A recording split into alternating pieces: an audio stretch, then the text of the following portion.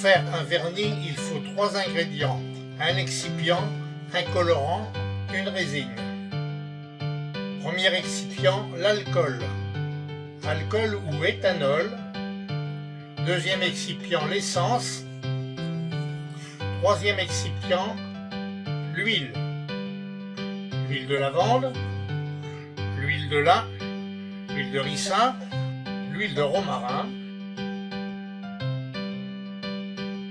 Il faut également le bois de Campeche, c'est un petit arbre tropical de la famille des fabacées, pouvant atteindre 15 mètres de haut.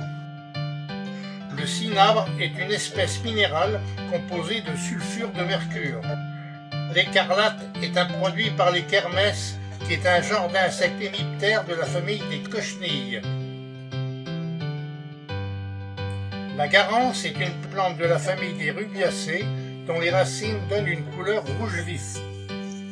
La gomme gut ou jaune du Cambodge est une résine tirée de l'arbre de la famille des rubiacées. L'orpimon est composé de trisulfure d'arsenic. Le safran est une épice extraite de la fleur du Crocus sativus. Le dragonnier est l'espèce végétale la plus archaïque de la flore canarienne. Le sandragon est extrait du dragonnier. Le santal est un arbre de la famille des santalacées, venant principalement d'Inde. Il faut maintenant 2 sortes de résines. Les résines dures, l'ambre ou suquin, est une résine sécrétée par les conifères.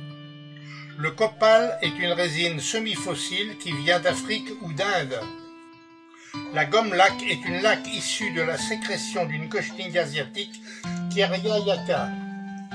Également des résines tendres. Le benjoin est une résine tirée de plantes du genre Styrax. Le damar friable est une résine naturelle extraite de la plante de la famille de certains conifères. L'élémie est une résine tirée des balsamiers de Ceylan et du Brésil, servant à faire du vernis appelé baume de Fioravanti. Le mastic en lame est une résine d'origine végétale qui vient d'une exsudation de la Pictacia lentiscus. La sandarac est une résine végétale extraite du cyprès de l'Atlas. La térébenthine est obtenue par distillation d'une oléorésine récoltée sur les arbres résineux. Un modèle Guarneri en blanc peut être fait avec de la colle de poisson, de peau, d'albumine et d'amidon. Voici une recette d'encollage.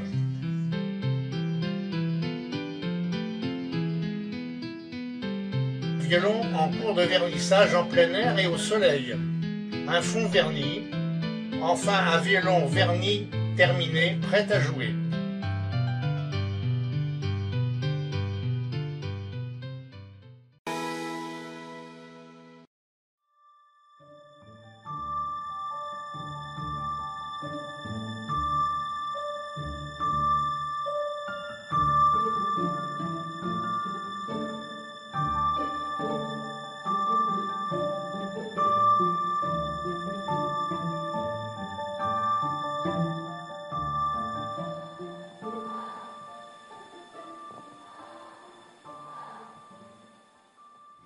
La patrie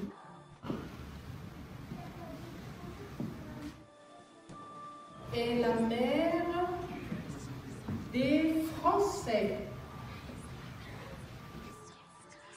On ne dit pas. Les Français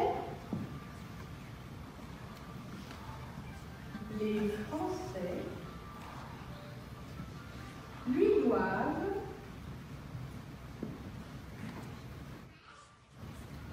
respect et dévouement. Oui. Dame, c'est quoi le dévouement? Alors le dévouement signifie que tous les Français peuvent être appelés à venir défendre leur patrie lorsqu'elle est en danger. Voilà.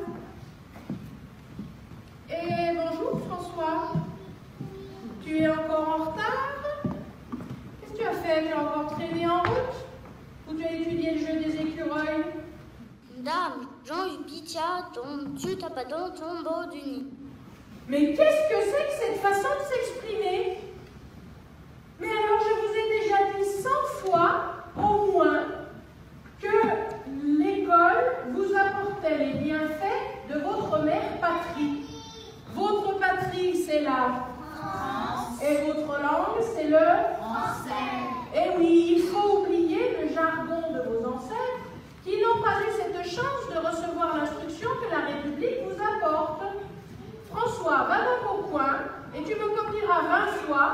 Mon pays, c'est la France et ma langue, c'est le français. Mon pays, c'est la Savoie. Ah, voilà, mes enfants, l'exemple qu'il ne faut surtout pas suivre.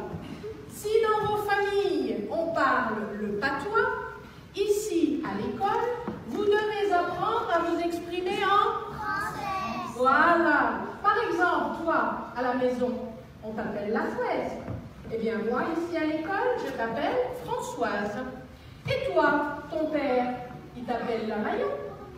Eh bien, à l'école, ce sera toujours Marie. Et toi, François, comment on t'appelle à la maison? François, madame. Eh bien, moi, à l'école, je t'appelle François. Oui. Et vous, madame? Ici, on vous appelle Églantine. Et à la maison, on vous appelle Gratacu. Ça suffit, ça suffit.